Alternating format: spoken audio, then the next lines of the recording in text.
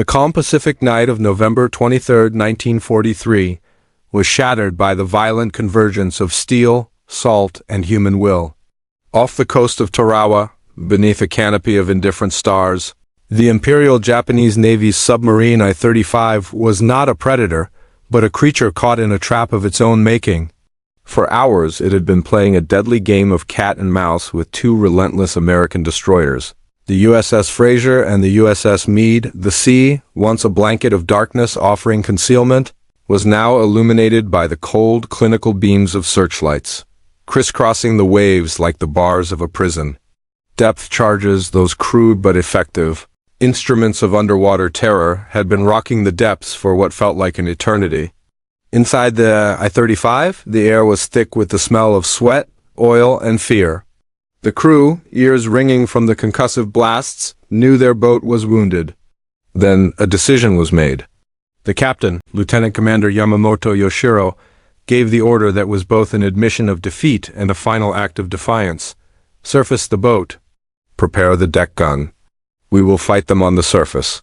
As the sleek, black hull of the I-35 broke the surface, glistening under the American searchlights, it did not appear as a vessel on its last legs. It looked instead like a cornered samurai drawing his sword for a final stand. The deck crew scrambled into position, manning the 140mm deck gun. The first shot roared across the water, a defiant bark that fell harmlessly short of the USS Frazier. It was a gesture, a statement that they would not be depth-charged into a silent, watery grave. But what happened next was not a battle. It was an execution. The American response was not merely a counterattack. It was a storm of fire so overwhelming, so ferociously precise, that it would transform the final moments of the I-35 from a simple naval engagement into a historical enigma. This was not just the sinking of an enemy submarine.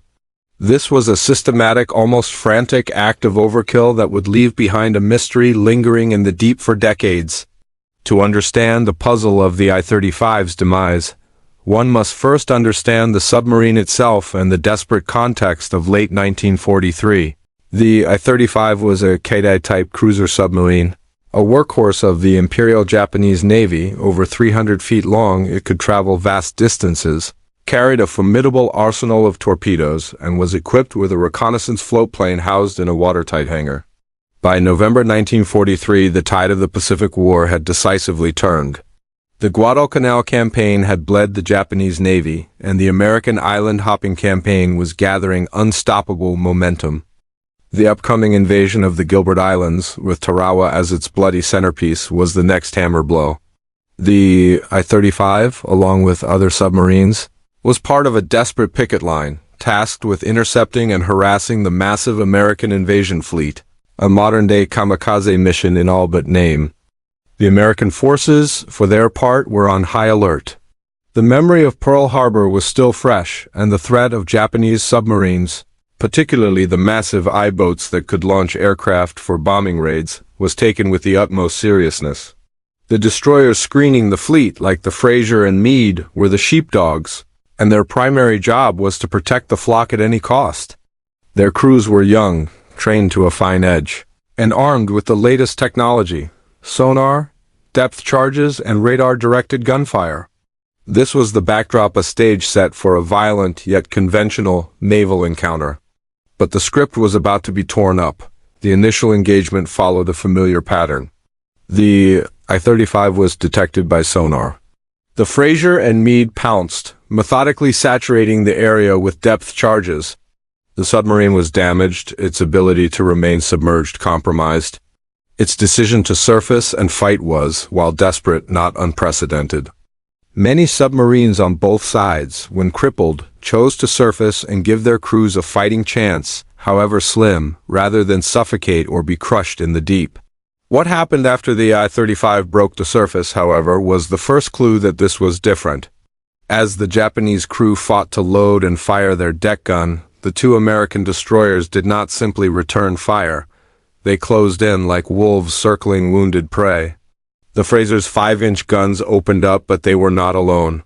Soon, the smaller, rapid-fire 40mm Bofors and 20mm Oerlikon cannons joined the chorus.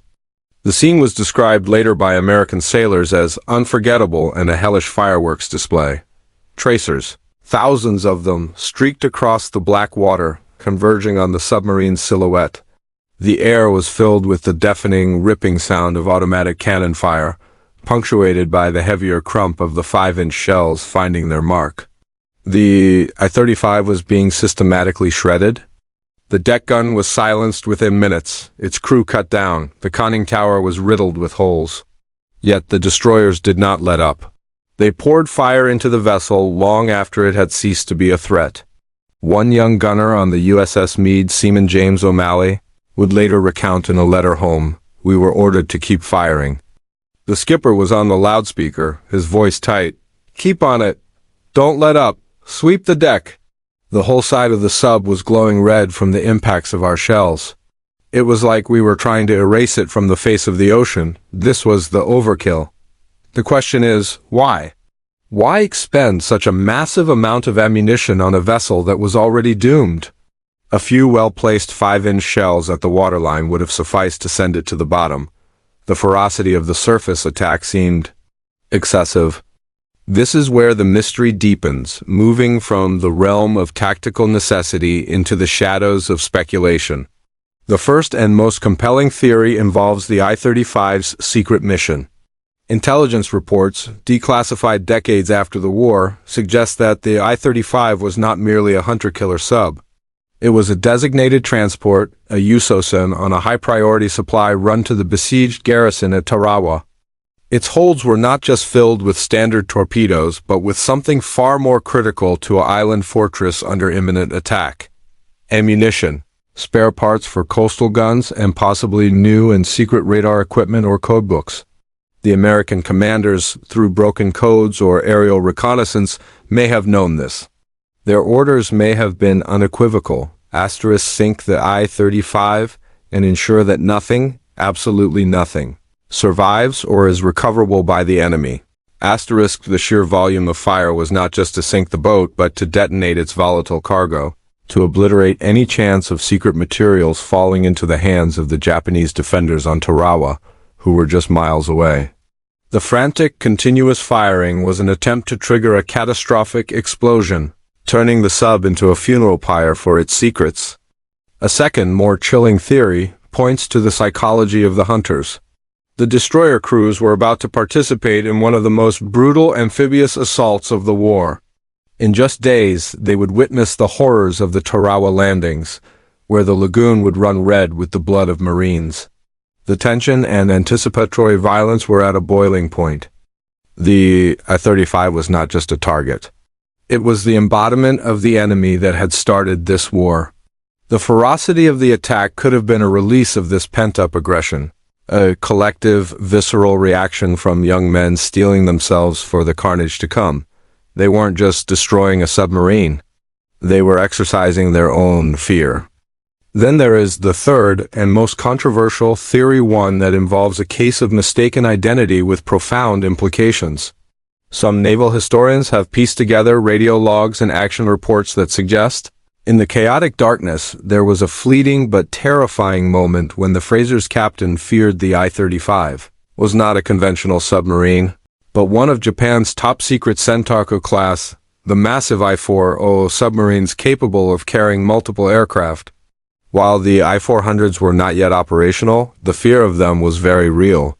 If the surfacing I-35 was mistakenly identified as such a behemoth, the order to pour it on makes a different kind of sense.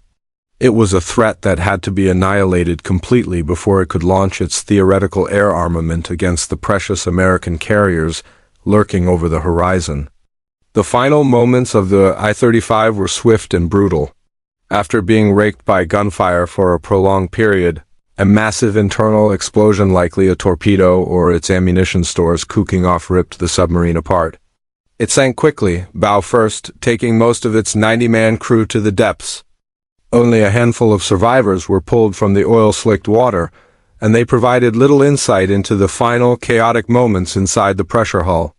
The official U.S. Navy report listed the action as a successful anti-submarine engagement. The overkill was not noted. It was simply the means to an end. The mystery of the I-35's destruction did not die with it. It lay dormant on the ocean floor for over 70 years, a rusting relic holding its secret. It wasn't until modern wreck divers and historians began to examine the site that the physical evidence began to corroborate the stories of the survivors from the American destroyers. The wreck of the I-35 is not just a sunken submarine. It is a mangled, torn-apart carcass. The damage is consistent with a devastating surface bombardment, not just the effects of depth charges or a single fatal explosion. The conning tower is shredded, the deck is a Swiss cheese of cannon impacts, and the hull is torn open in multiple places. The physical evidence on the seabed is a silent testament to the storm of steel that fell upon it that night.